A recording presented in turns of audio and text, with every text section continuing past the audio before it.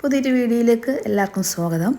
അപ്പോൾ ഇന്ന് തയ്യാറാക്കുന്നത് നാരങ്ങത്തോട് കൊണ്ടുള്ള അച്ചാറാട്ടോ. അപ്പോൾ നാരങ്ങത്തോട് കൊണ്ട് നേരത്തെ അച്ചാറിടുന്നത് ഞാൻ കാണിച്ചിട്ടുണ്ട്. അപ്പോൾ അത് വെയിലത്ത് വെച്ചിട്ടാണ് ഉണക്കിയെടുത്ത് അച്ചാറിട്ടതാണ്. പക്ഷേ ഇത് വെയിലത്ത് വെക്കാതെ തന്നെ അതേ ടേസ്റ്റിൽ ഉണ്ടാക്കിയെടുത്ത അച്ചാറാണ് കേട്ടോ.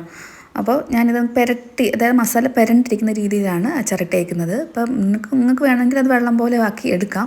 പക്ഷേ ഇതാണ് എനിക്ക് കൂടുതൽ താല്പര്യം, അതുകൊണ്ട് ഇതേപോലെ പുരണ്ടിരിക്കുന്ന രീതിയിൽ എടുത്തിട്ടുള്ളത്.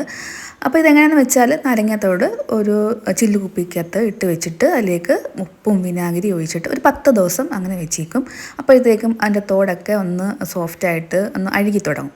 അപ്പോഴത്തേക്ക് നമുക്ക് അച്ചാറിടാൻ തുടങ്ങാം. അപ്പോൾ ഇത് എടുത്തിട്ട് ഞാൻ ഒന്നുകൂടെ ചെറിയ പീസാക്കി എടുക്കുന്നുണ്ട്. അപ്പോൾ ആദ്യമേ തന്നെ നിങ്ങൾക്ക് ചെറിയ പീസാക്കി കുപ്പിക്കകത്തിട്ട് വെക്കാം. പക്ഷേ ഞാനത് ചെയ്യാൻ പറ്റിയില്ല. പിന്നെ ചെറിയ പീസാക്കിയാൽ നമുക്ക് ആവശ്യത്തിന് എടുത്ത് ഉപയോഗിക്കാം. അപ്പോൾ ഇത് അരിഞ്ഞെടുത്ത് വെച്ച ശേഷം നമുക്കിനി അച്ചാറിടാൻ തുടങ്ങാം. അപ്പോൾ ആദ്യം ചട്ടി ചൂടായ ശേഷം നല്ലെണ്ണ ഒഴിച്ച് കൊടുക്കുന്നുണ്ട്. ആവശ്യത്തിന് നല്ലെണ്ണ ഒഴിച്ച് കൊടുത്തിട്ട് ഒരു 1.5 സ്പൂണ് നമ്മുടെ കടുക് ഇട്ട് കൊടുക്കുന്നുണ്ട്. കടുക് ഒന്ന് പൊട്ടി വന്ന ശേഷം ഒരു 1/2 ടീസ്പൂൺ ഉലുവയും കൂടി ഇട്ട് കൊടുക്കുന്നുണ്ട്. ഉലുവയും ഒന്ന് പൊട്ടി വന്നതിന് ശേഷം ഞാൻ പിന്നെ ചേർക്കുന്നത് ഇഞ്ചി, വെളുത്തുള്ളി, പച്ചമുളക് ഇതെല്ലാം കൂടി ചതച്ചെടുത്താണ് ചേർക്കുന്നത്. അപ്പോൾ ചതച്ചെടുക്കുമ്പോൾ അച്ചാറിന് കൂടുതൽ ടേസ്റ്റ് കിട്ടും കേട്ടോ.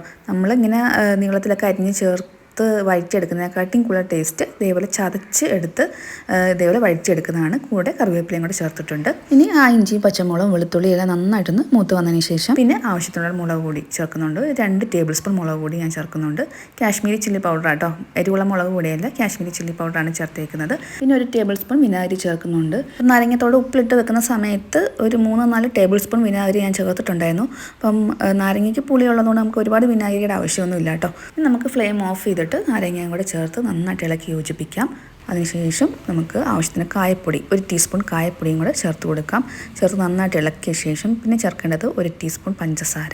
പിന്നെ ഉപ്പ് വേണമെന്നുണ്ടെങ്കിൽ മാത്രം ചേർത്ത് കൊടുത്താൽ മതി. അപ്പോൾ എനിക്കിപ്പോൾ ഉപ്പിൻ്റെ ആവശ്യമില്ല, ഉപ്പ് നന്നായിട്ട് പിടിച്ചിട്ടുണ്ട്. നമ്മൾ 10 ദിവസത്തോളം ഉപ്പിലിട്ട് വെച്ചേക്കുന്നതുകൊണ്ട് ഉപ്പ് നന്നായിട്ട് പിടിച്ചിട്ടുണ്ട്. അതുകൊണ്ട് വേണമെങ്കിൽ മാത്രം ചേർത്ത് കൊടുത്താൽ മതി കേട്ടോ. എന്നിട്ട് ചേർത്ത് ഇളക്കി എല്ലാം യോജിപ്പിച്ചെടുക്കാം. അപ്പോൾ അച്ചാറിന് ചാറ് വേണമെന്നുണ്ടെങ്കിൽ തിളപ്പിച്ചാറിയ വെള്ളം ചേർത്ത് കൊടുക്കാം. പിന്നെ തിളപ്പിച്ചാറിയ വെള്ളം ചേർക്കുമ്പോൾ ശ്രദ്ധിക്കണം, അധിക ദിവസം അച്ചാർ വെളിയിൽ വെക്കാനൊക്കത്തില്ല, പെട്ടെന്ന് പൂത്ത് പോകും കേട്ടോ. അതുകൊണ്ട് ഫ്രിഡ്ജിൽ വെച്ച് ഉപയോഗിക്കാം, കുഴപ്പമില്ല. അപ്പം വെളിയിൽ വെക്കുവാണെങ്കിൽ കഴിവതും വെള്ളം ചേർക്കുന്നത് ഒഴിവാക്കുന്നതാണ് നല്ലത് കേട്ടോ. അപ്പോൾ എനിക്കിങ്ങനെ അച്ചാറിട്ട് ഇതേപോലെ വെളിയിൽ വെക്കുമ്പോൾ ഒന്നും കൂടെ ഇത് നാരങ്ങ അഴുകാൻ തുടങ്ങും. അപ്പോൾ ഇതിന് കൂടുതൽ ടേസ്റ്റും കിട്ടും. അച്ചാർ നന്നായിട്ട് തണുത്തതിന് ശേഷം ഞാൻ ഉപ്പിലിട്ട് വെച്ചിരുന്ന ആ കുപ്പിയിൽ തന്നെയാണ് അച്ചാറിട്ട് വെച്ചിരിക്കുന്നത്. അപ്പോൾ എല്ലാവരും ട്രൈ ചെയ്ത് നോക്കാം കേട്ടോ.